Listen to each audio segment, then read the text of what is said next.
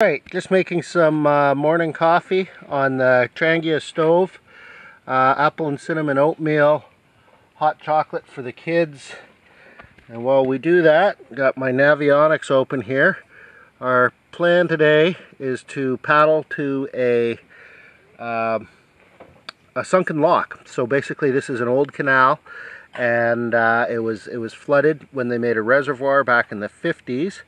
And apparently there's a sunken lock. So we're, probably hard to see here, we're here at the red arrow, and we're going to paddle along to, whoops,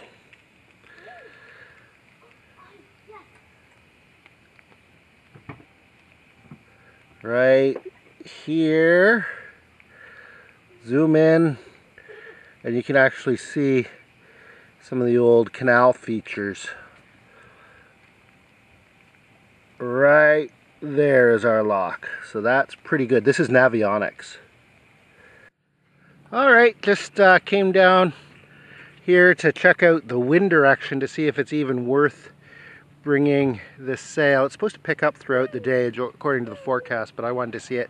This will be the section that we're sailing past, or paddling past. We'll see. It looks like more like paddling than sailing. So we're going to come around this point, around here, and then we're going to head down that way. So, well, right now I don't think there's enough wind to sail. I guess we'll bring it just in case we do get a wind in the right direction.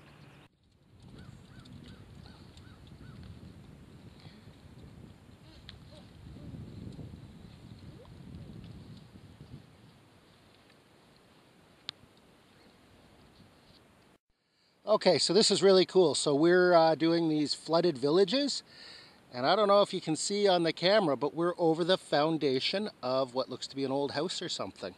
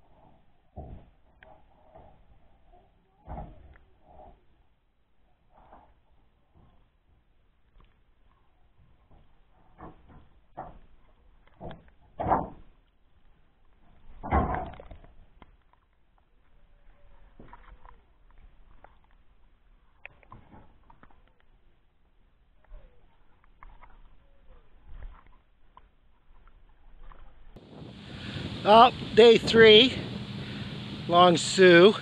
A little bit too breezy out there for my idea of a good time canoe sailing, at least with my setup.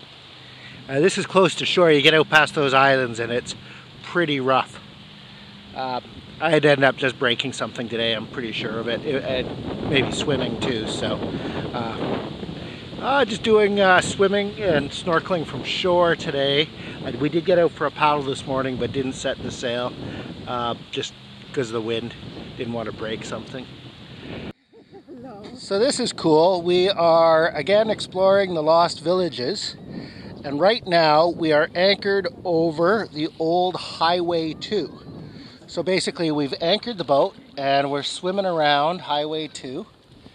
Obviously one person stays in the boat when we're anchored.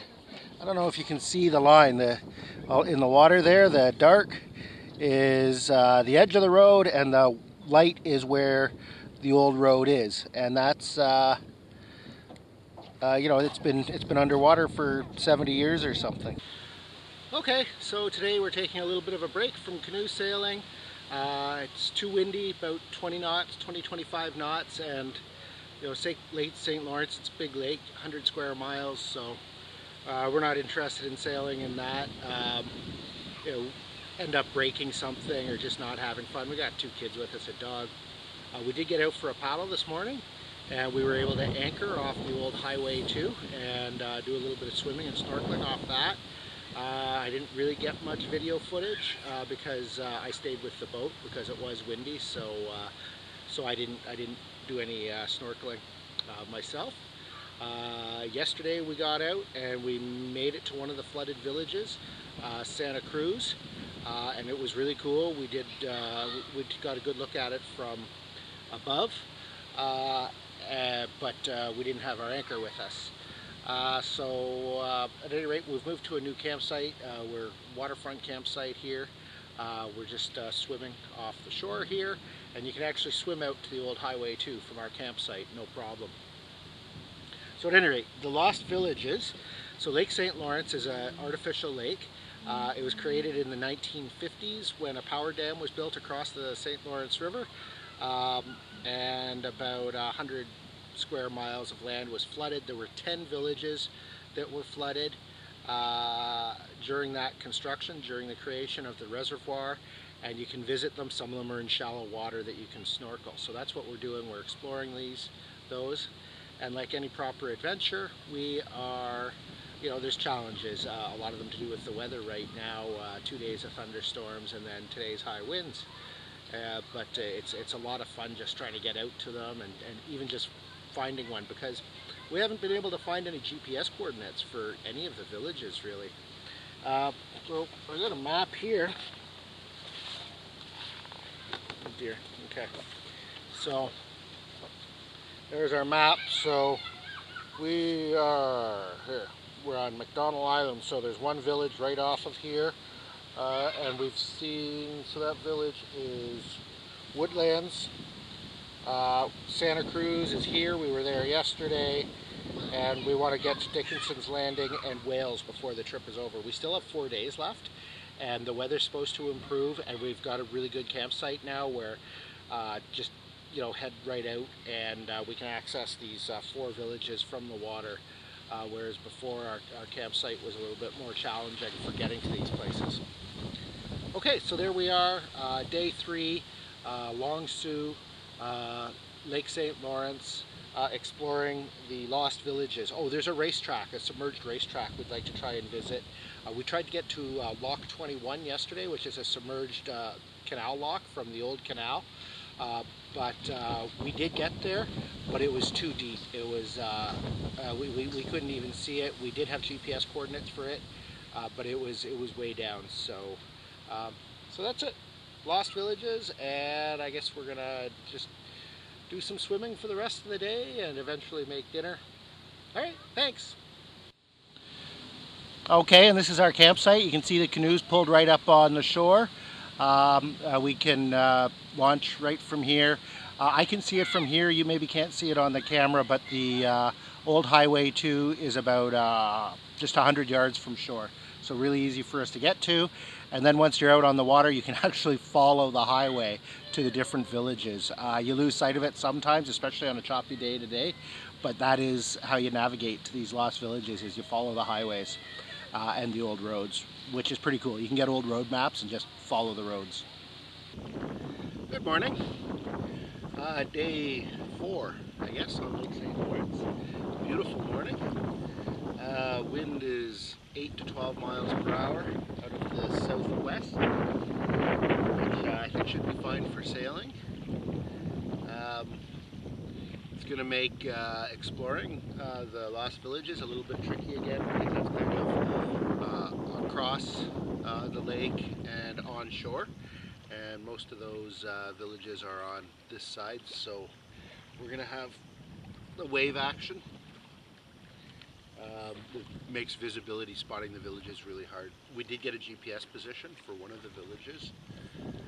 It's really hard to find information online about these villages, I guess because they were flooded 60, 70 years ago. So we will be able to at least get to the location, and whether we're able to snorkel or not, we'll see. Again, the wind and waves are making it a little bit trickier to find the spots, as well as it's definitely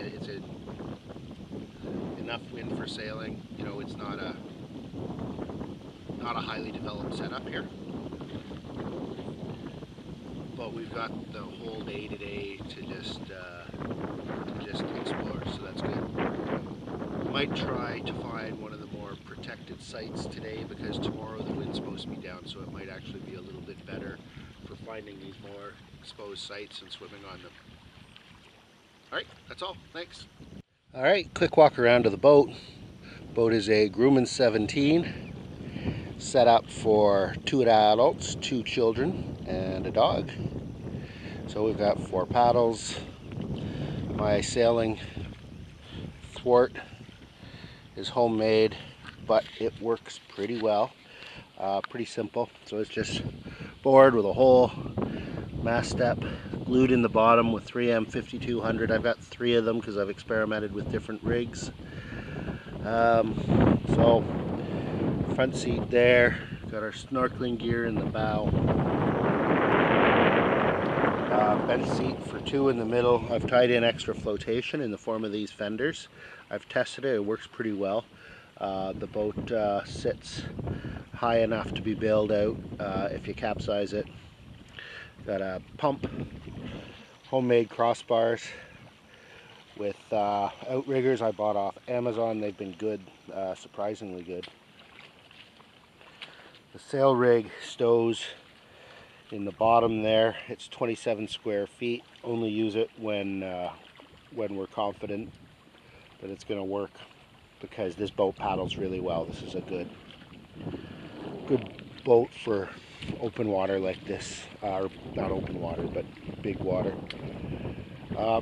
Anchor is a 2 kilogram Bruce anchor with 100 feet of line, 5 feet of chain. All right, I'll show you the sail going up.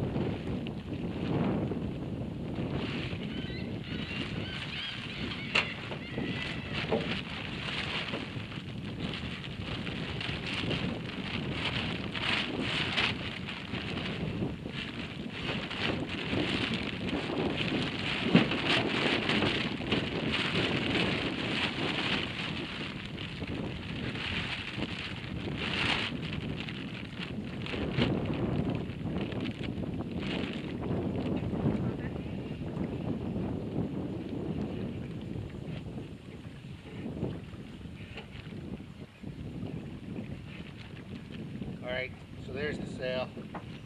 Pretty breezy actually right now for it.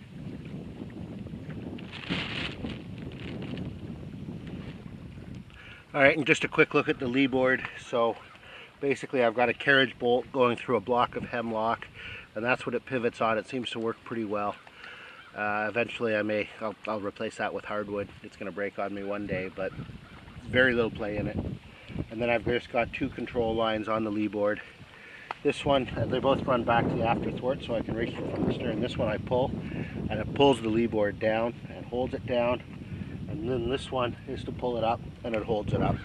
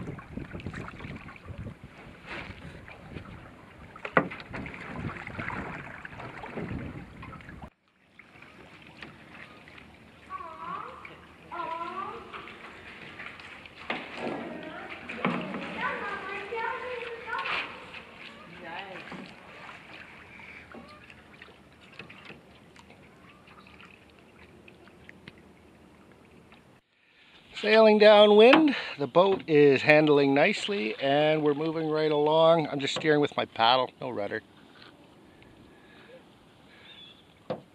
I know the rig looks a bit of a funny shape, but homemade.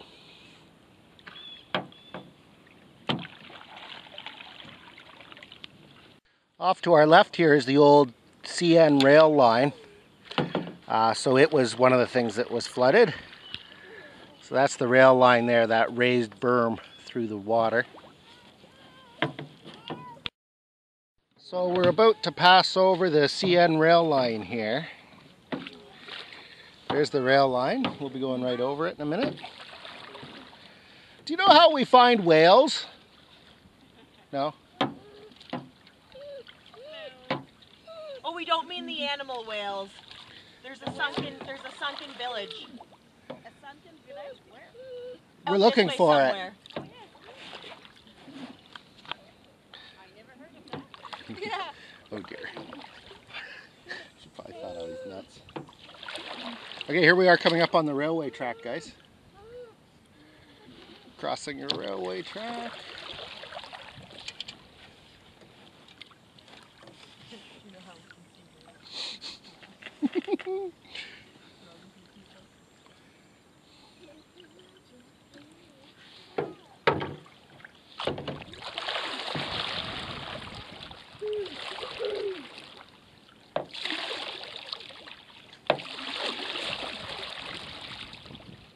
Yeah, we're over the railway track. I didn't see anything notable crossing the railway track.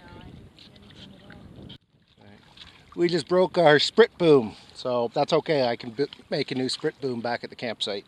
The accidental jibe. We had to take our sail down. We were bouncing off too many tree stumps. Just came across this massive tree stump. Looks like it's about 10 feet across. Try to get a little closer here. We just anchored the boat to check out this massive tree stump out in the middle of the river. Big tree. No, I can't. No, I can't move in this deep mud. Dog's not happy that I'm out of the boat. Alright, so we decided to keep sailing with the broken sprit boom. It's, we took it down and paddled without the sail rig. And it's like 2 or 3 times as fast, even with the broken sprit boom. So we put it back up. It's not ideal, but we want to get to our archaeological site.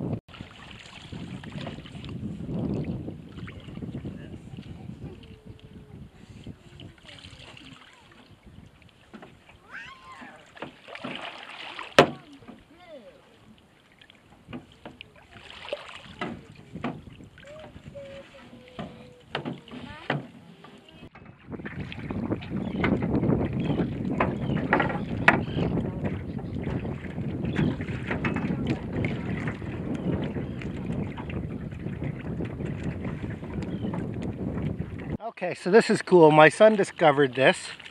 And what we appear to be on is an old road, I would say. Okay, and then this was a culvert that went underneath the road, a concrete culvert. Okay, and that would have been one edge of the road. And did it mean I found it? Yeah, okay guys. Alright, and here's the culvert. And you can see what was likely the edge of a bridge. I think this. Alright, that is the end of part 1 of Searching for the Lost Villages, Morrisburg, Ontario. Stay tuned for part 2. Thank you. Bye.